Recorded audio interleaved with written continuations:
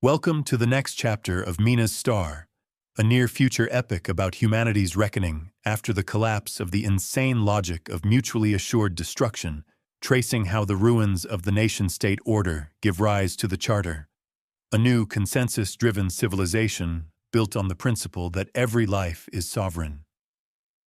In this chapter, we follow Aarav Azlan Lohana, a resourceful young Sindhi engineer facing a future with limited work, who chooses ingenuity over despair to carve his own path outside the systems that have failed his generation.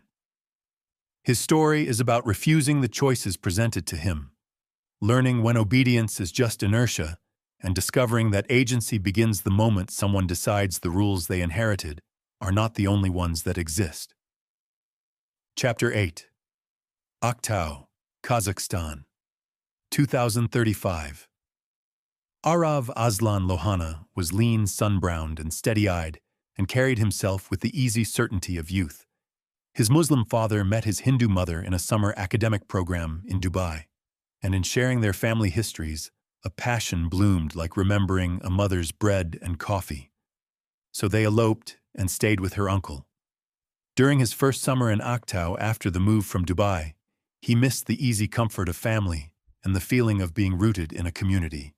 One night during dinner, he stood up and with his parents' inherited spirit of defiance, vowed to return to Dubai alone, arguing that his father's decision to help build the undersea pipeline from Kazakhstan to Azerbaijan was foolish. But two Sindhi men who disagreed were like camels guarding their own patch of sand, and not even a storm could move them. There was a full moon that night, clear enough to cast shadows on the pier, and its light made the air feel colder.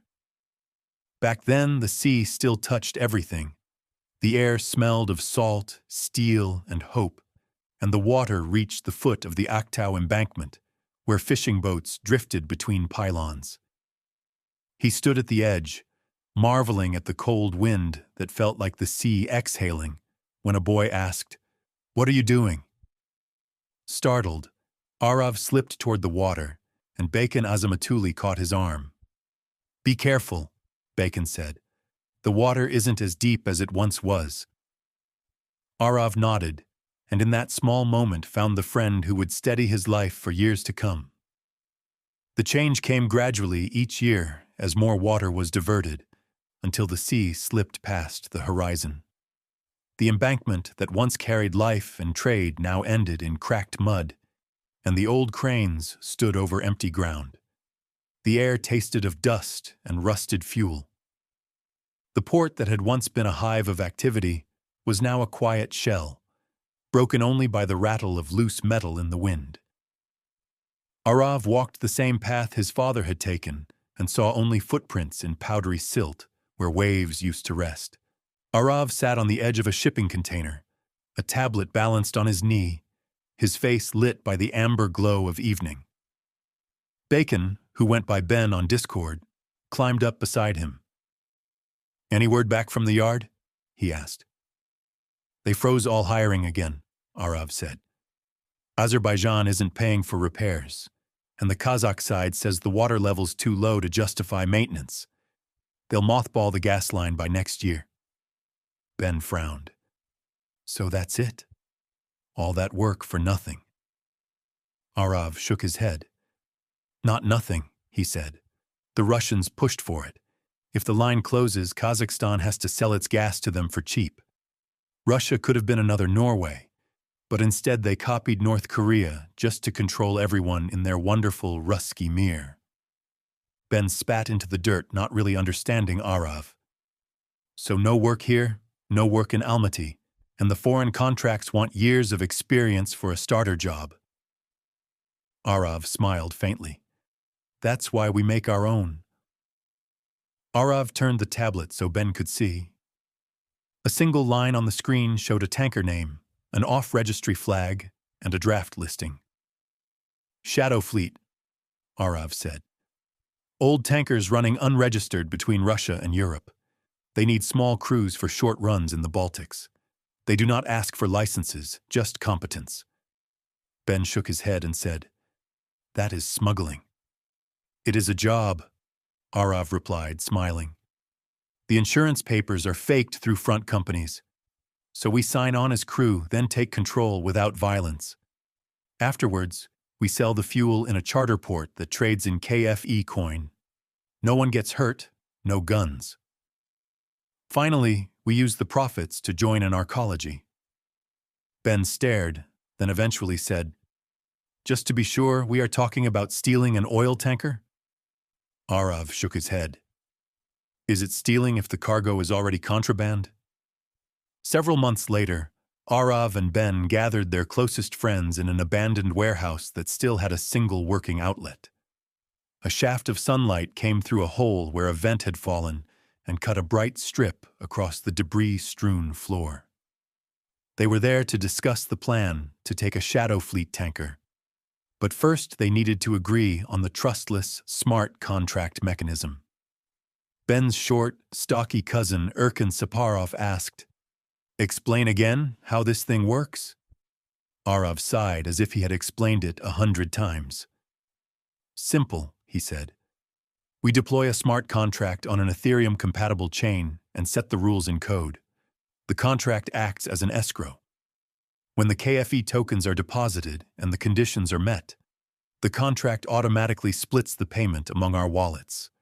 No one can rewrite the rules because they are on-chain."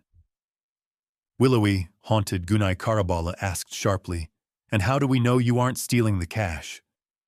Aarav sighed, half in frustration and half in attraction.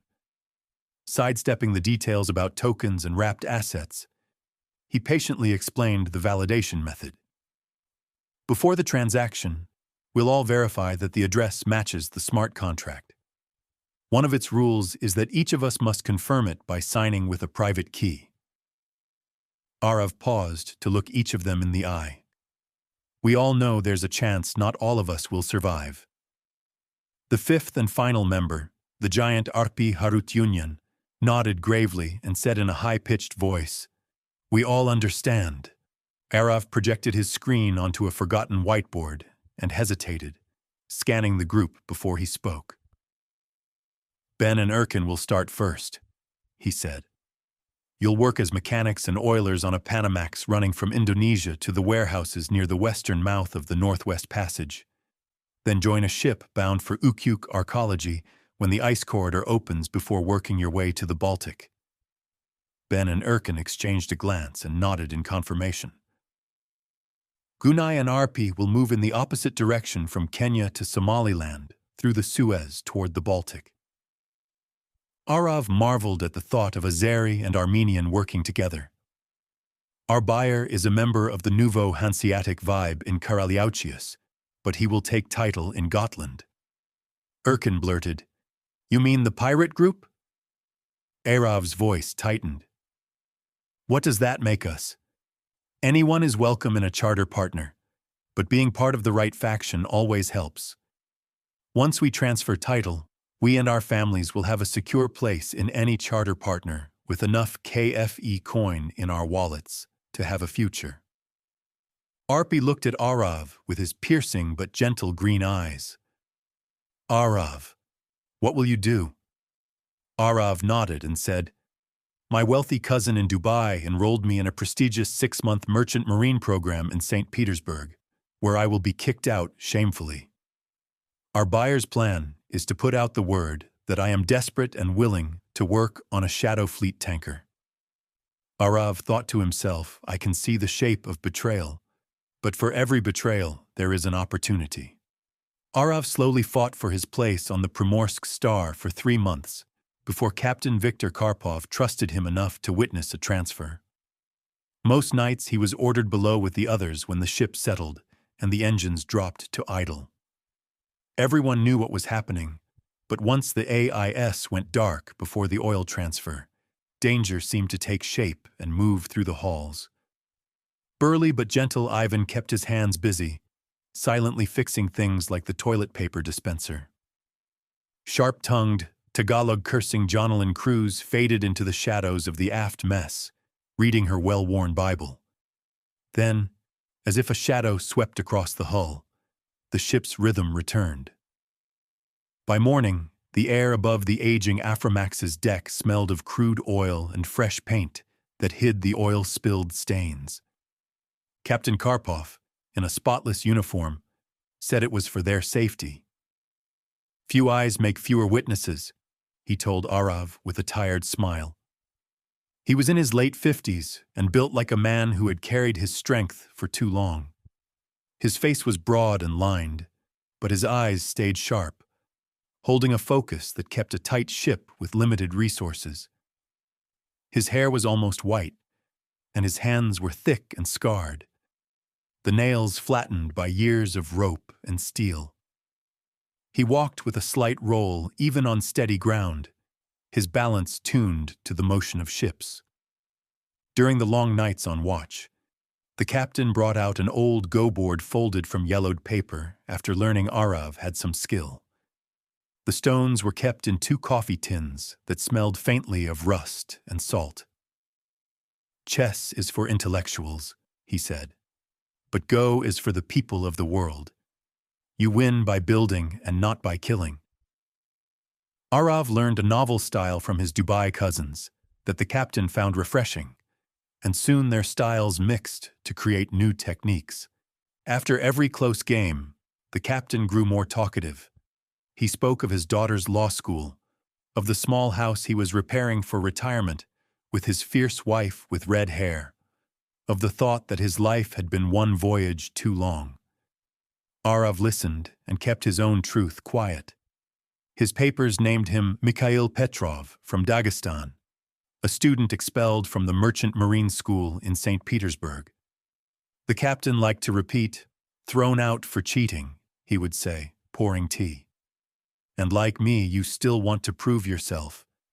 You remind me of me, but only worse at Go." Victor always smiled broadly afterward, but always had a puzzled look when Aarav absently added milk and cardamom to his tea. Aarav struggled with his growing fondness for Victor, but remembered the struggles of his parents and younger siblings. Aarav hardened his heart and thought, "We always have a choice." One freezing March night, when the cod were unusually biting, Victor solemnly called Aarav to the bridge. "Come up when I tell you. It is time to see our duty to our nation." The sky was low and gray, the sea flat and metallic. They reached the meeting point east of Gotland, a stretch of open water he called the graveyard. When Aarav climbed to the deck, only the longest-serving crew members were there. Another tanker drifted close, her name blacked out by soot. The men passed hoses across the gap and began the transfer. The crude moved between hulls in a slow rhythm like breath. Victor joined Aarav at the aft railing as the wind whipped through them, sharp enough to make every sense alive. Looking at the other ship, Victor spoke just loud enough for only Aarav to hear. "We do what we must. We have no choices to do otherwise." Aarav listened carefully, but was not sure if Victor was speaking to him or himself, as Victor momentarily stared at the ship with a neutral but determined expression. High above, small lights turned in the clouds. Aarav watched one shift against the wind and understood they were drones, patient and observing. Victor saw them too and said quietly, "They record everything, but they never act." Just like in the patriotic unification, NATO records the oil transfers but does nothing. What can they do? They're the ones who never stop buying, even though we hold a knife to their throats. Victor spat a long, viscous stream over the railing while looking at the Ecuadorian flag. The transfer ended before dawn, and the other ship slipped into fog while the drones kept watching. Karpov handed him a cigarette and said, "Now you know you are a patriot. Think less, and you'll live longer." Aarav looked at the go-board left open on the bridge table. The stones still formed a corner fight, white surrounding black. He thought of what Victor had said, that victory came by encirclement and not destruction. Despite the ship's age, the cabin was filled with luxuries unimaginable to Aarav, even after all his visits to Dubai.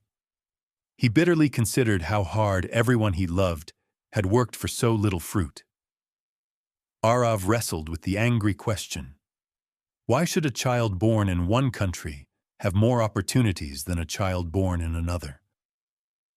In late April, the Primorsk Star reached the German coast under a new flag. The port authorities barely glanced at the paperwork as the oil was unloaded, accustomed to familiar tankers arriving with new names and origins. When Aarav signed the discharge papers beside the port agent, the pen tore slightly through the thin carbon sheet.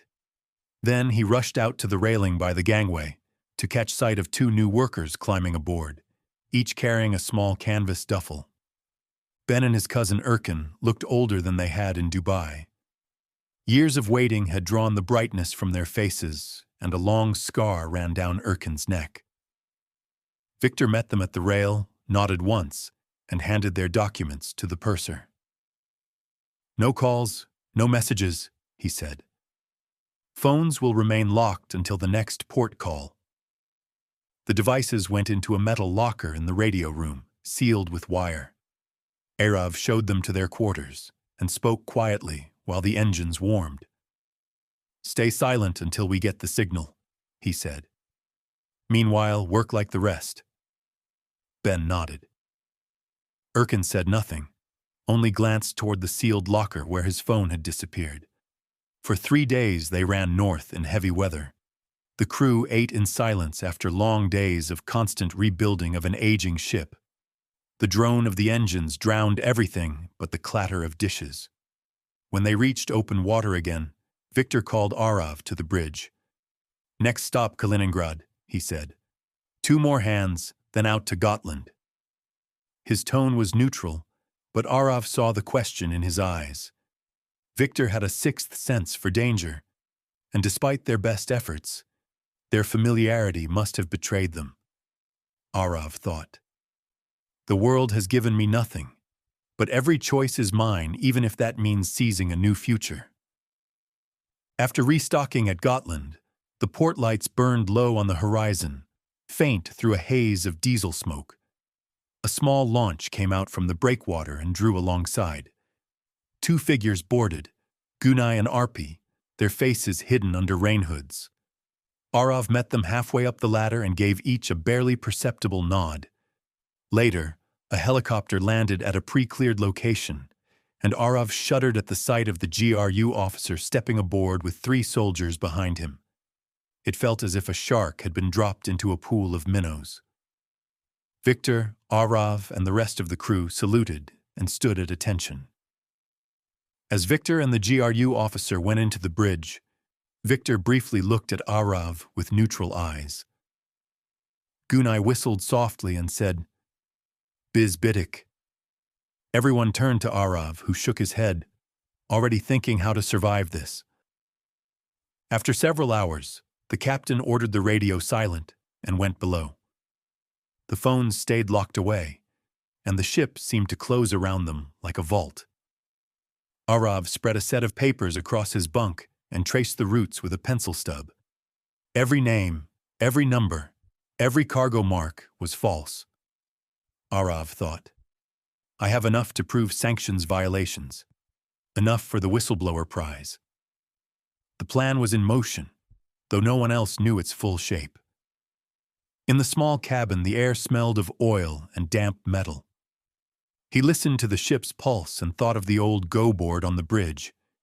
Each move had to be made in silence, 1 stone at a time, until the board revealed the trap, or they would all die. The sea was still when the Primorsk Star met her next partner at the edge of the shipping lanes. The transfer began as it always did. The lights dimmed, the pumps humming below, the smell of crude thick in the air. But this time the air carried a dangerous charge, as the GRU officer and his 3 soldiers maintained sight lines on every crew member, their rifles held loosely but ready. For months, while the rest of the crew struggled to keep the dilapidated ship afloat, Aarav and his friends, along with Ivan and Jonalyn, had been quietly modifying it. Vents were sealed, narrow openings cut where they needed them, and every deck door altered so it could be jammed from within. The plan was to trap the oil transfer crew on the deck while Aarav's group seized the engines, the bridge, and the radio room. But Victor knew every plate and passage of his ship, and that knowledge left the bridge exposed. Erkin moved first, locking himself in the radio room one deck below the bridge. He released knockout gas taken from the dental cabinet through a small hole he had cut, sealing the vent to keep it contained. After venting the room, he checked that the radio techs were still breathing, then bound and gagged them. Gunai sealed the doors sequentially between the engine room, the mess, and the bridge. Ivan and Jonalyn kept the engines steady. When the oil transfer was finished, Aarav shifted the ship's heading toward Foresund harbor with engines at full speed. Erkin, are you ready to send your baby sister to the school she deserves? Aarav could almost hear Erkin's grin before telling him to issue the mayday, repeating oil leak and uncontrollable ship. Once Arpi heard the distress call, he released oil from the tanks as they crossed into Swedish territorial waters. The mayday and the leak would force Sweden to seize the ship, Aarav thought. No one ever wins by fighting the sea, only by making it witness. On the bridge, Ben locked the watertight hatch from the outside and spun the wheel until it jammed. He could hear the captain shout once, a word lost in the wind. Below, the crew and soldiers were confused at the ship's movement and the jammed hatches. Gunai stepped into the bridge and said, "Everyone not with us is locked out, and we have 10 minutes until the Swedish Coast Guard arrive." Aarav felt his pulse even out. For a moment he thought of the go board, the rhythm of black and white, the pattern closing in. Victor emerged through a hidden starboard hatch that only he knew about, his face pale but his eyes burned with rage. He climbed fast for a man his age. Aarav confronted him, and a pistol came out of the captain's pocket as if it had always been there. Victor stared at him for a long moment, trembling with fury, and at last he only asked, "Why?" His voice was hoarse, almost pleading. Aarav said nothing. Then Ben stepped into view behind him, one hand raised, but the captain turned and fired. The shot cracked through the enclosed bridge, louder than anything Aarav had ever heard. Time seemed to slow. Ben dropped to the deck, the bullet taking him in the head. Aarav retched as he saw his friend lying still, blood spreading across the floor. Gunai rushed to him and screamed, a deep, primitive sound. The air stank of gunpowder, diesel, and salt. Shocked into immobility, Aarav simply froze. Victor lowered the pistol. His hand trembled. "Now you see," he said quietly. "Reactions. Only reactions." He looked past Aarav toward the photograph on the bulkhead of his brother, the one who had followed him to war. The captain never spoke his name, but every morning he looked into the frame in remembrance. His eyes were almost gentle as he looked at Aarav and said, "You remind me of him." Then he squeezed the trigger. As the pistol jammed, Aarav moved without thinking, wrenching it free and shoving the captain aside. Victor struck the console and went down, unconscious. Outside, the thump of rotors filled the air as Swedish Coast Guard officers rappelled onto the deck. The GRU officer and his soldiers offered no resistance. Aarav knew he should feel relief, perhaps even triumph, but instead he felt hollow, like a cracked samovar. When Aarav finally looked at Ben, he was sitting upright against the bulkhead, dazed, his hair matted with blood. The bullet had only grazed his temple. "Feels like a giant headache," he said, laughing weakly. Aarav said nothing as he bandaged the wound. Afterward, they allowed the Swedish forces to enter the bridge. Aarav explained in Swedish that he had filed a whistleblower claim and carried documentation proving the sanctions violations of Viktor Karpov and the Primorsk Star. Later, they found Viktor hanging in his cabin, the rope looped from a pipe above the bunk. The sea was calm, and light from the porthole painted the room in gray. Aarav stood there for a long time before cutting him down. He laid his friend gently on the bed and tucked his brother's photograph into the captain's coat. Aarav thought solemnly. Viktor Karpov, you finally made a choice. After the conspirators received their shares, the crew scattered. Ben took his portion, absently touched his bandaged temple, and said he was finished. I'm going home, he told Aarav. You should too. Aarav nodded and embraced him in farewell. He had already made his decision. As he filled out his visa information, the consular officer asked in English, "What is your name?" Aarav hesitated a moment too long, and the officer shifted impatiently. Then he answered, "Bacon Azamatali, but on Discord people call me Ben." Afterward, he looked down at the form at his new name, Ben Azamat. Tuvalu, 2045. Ben watched through panels connected to a hidden side room as Chi-Wei laid a folder flat, fingertips resting on its spine, and stood over Alexander.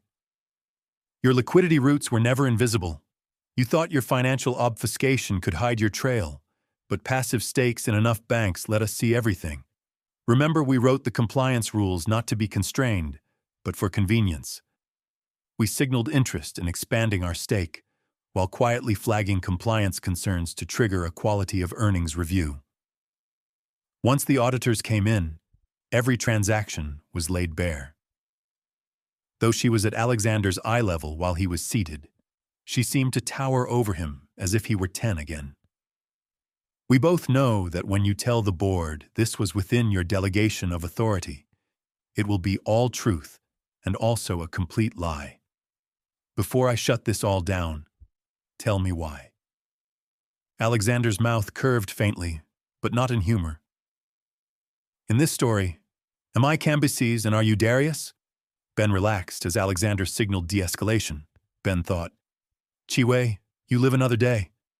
Chi-Wei grimaced at Alexander's tendency to bring in ancient history and held his gaze, unflinching. Your father built the retrograde heliocentric constellation for peace, to strip the world of its nuclear arsenals. He meant it to end the madness that lets one person justify invasion and horror with launch keys. That is his purpose, Alexander, and you are twisting it into something else. When Alexander's expression shifted, Ben sent a quiet message. Have you changed your mind?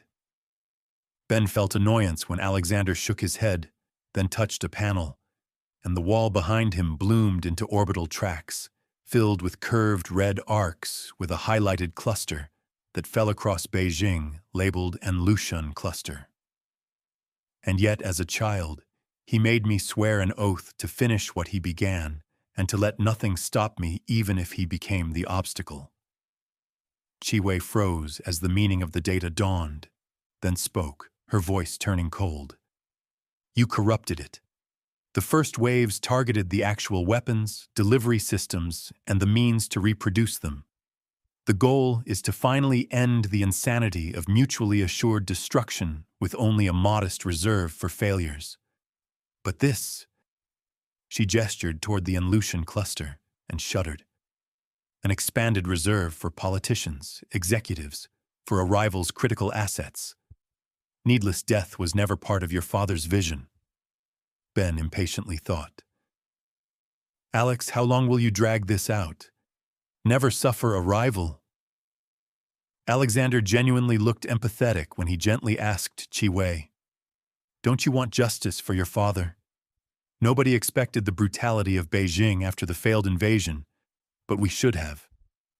China watched the world give Putin billions while he murdered around the world, from the butchery in Gao to the bombing of hospitals in Aleppo and kindergartens in Latvia. When the mob broke into the presidential office building and dragged your father, the sound of Chi-Wei's slap seemed to reverberate through the universe, like the moment when God set the firmament. Chi-Wei, through tear-filled eyes, stared at Alexander, while he maintained a soft, gentle expression, and she said, change the name of that cluster or else. Ben felt gooseflesh when she looked directly at him, hidden behind panels. Ben thought, she knew I was here the entire time. Alexander took in the threat and turned his back to admire the drifting orbits, then said in a soft voice, almost tender, "But Chiwei, what is the point of power, if not to use it?" Author's note. This novel began as a response to two troubling global trends. The first is the growing comfort with nuclear appeasement. The second is the steady rise of global political violence.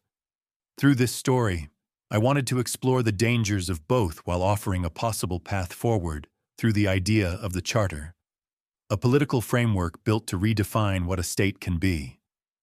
This book is the first in a planned 9-part series. The first trilogy begins in a near-future world grounded in realism and science, and its later volumes move beyond Earth to the cloud cities of Venus and the scavenger worlds of dead civilizations, where technology has become indistinguishable from magic. The second trilogy carries these ideas into a fantasy realm. The third trilogy unites both universes into one. The Charter and its principles form the through line of the entire series, expressed in its central creed.